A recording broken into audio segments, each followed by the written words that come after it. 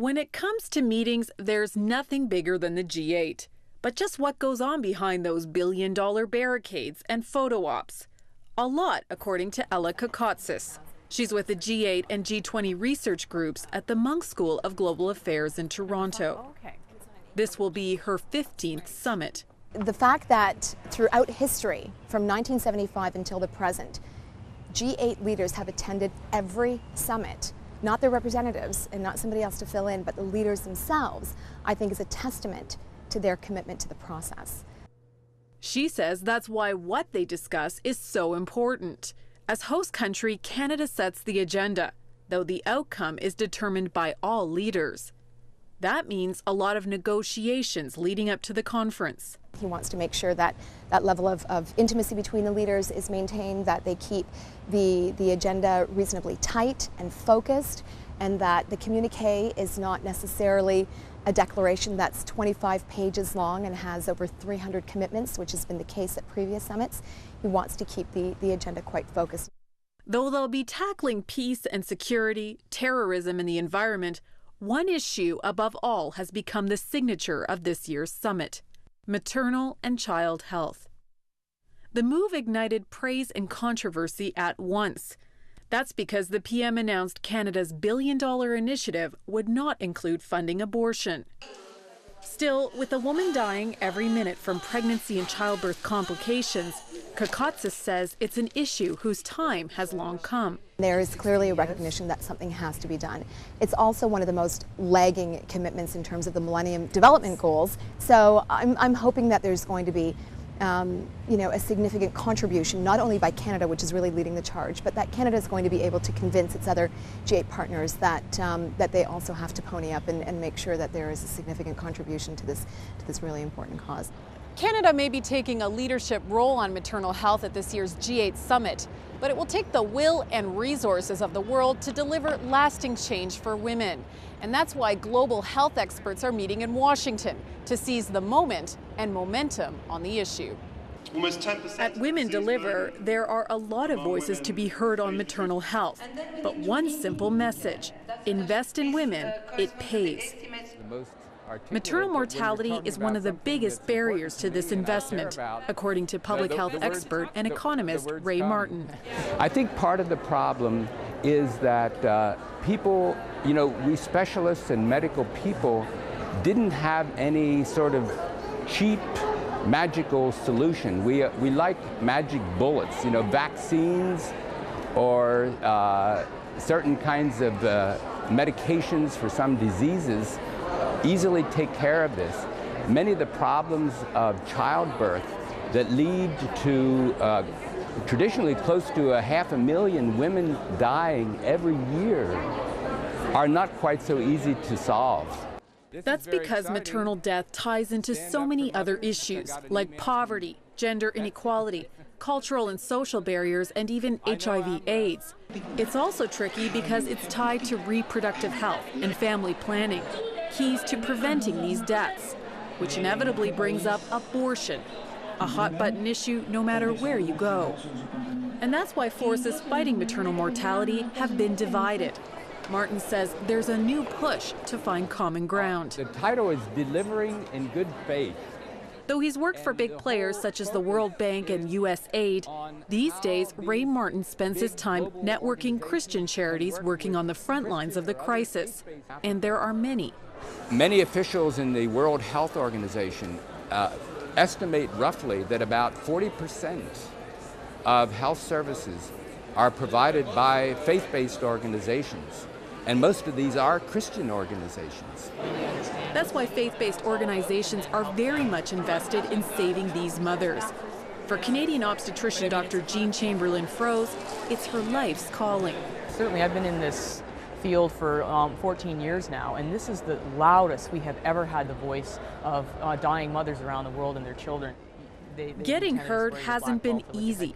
That's because 99% of these mostly preventable deaths occur in the developing world. So Dr. Chamberlain Froese has taken her fight to the front lines in Uganda, where she founded Save the Mothers. One of these books is going to say She's invested her efforts in training local leaders to deliver the kind of cultural and social change that values women and their health. Save the Mothers is here at the conference because we want to be part of the larger voice for women around the world. Certainly our efforts are not the only thing that's needed to bring safe motherhood around the world, but I think we have a very innovative way of developing leadership, people who are on the ground, who know what the issues are, who know what the culture is, they understand the language, and they can bring about the kind of societal changes that we're talking about in this conference. Sylvia Ssinabulya is not only a Save the Mothers graduate, but speaker at this conference. That's because she's become a loud voice in Uganda's parliament for safe motherhood, one that's causing change. In parliament, every time you stand up, they say, she's going to talk about maternal mortality. They say, maternal mortality. So it becomes like a song. But when you come to such big meetings, you feel re-energized. And as I go back to Uganda, I would say now I'm going back to continue the struggle. Though it requires the world's help and attention, she says local governments must be accountable too. That it must be the individual governments in individual countries to take that decision. Because it's an issue of priority. Political will is key to fighting maternal mortality, according to Dr. Shereen Bhutta of Pakistan. The issue has far more complex reasons behind it. For instance, the status of the women in society, the way they're viewed by the society, their status. So unless that is dealt with, things will not be easy to change. It takes a lot of work and lobbying to get this sort of worldwide attention, according to Brigid McConville of the White Ribbon Alliance for Safe Motherhood. For the last 20 years, she says it's been the forgotten issue. That they're, by and large, the poorest women of the world. 99% of the deaths are in developing countries.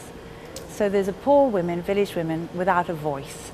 And on top of that, once they're dead, who's going to speak for them? So they're buried in the ground, the husband gets a new wife, and on it goes. So we've drawn attention to that situation very powerfully in recent years, and now there is a recognition that if you don't look after the women of the world, you cannot have development. You have to educate girls, you have to look after women's health, and women really look after everybody else. Though the world's most powerful leaders will be discussing maternal health, the power of one voice can't be underestimated, no matter how small it may be. Awatif Hussein is from Darfur, Sudan. Married and pregnant with her first baby at 16, she ran into trouble. She had a very prolonged labor of almost 2 days of obstructed labor, and then 9 hours by car to the hospital, because there are no traditional attendants in her village, not skilled attendants, no one at all to help. That not only led to the death of her child, but a fistula, a tear in the bladder that causes incontinence. And she said, with the fistula, the one is dead but not buried, because isolated from the community, she cannot go out, and she's always not respected in the community, so it was really hard. Her life changed after the UN-sponsored surgery to repair the tear. Though her dreams of being a mother are over, she's dedicated her life to working as a midwife. I was a victim, and now I'm an advocate. So I am here for everybody to hear my story, so they can help the women who are so far away that nobody hears their voice and no one can help them. And that's why Dr. Jean Chamberlain Froese hopes these sort of voices won't be drowned out by all the other noise and controversies surrounding the G8 initiative.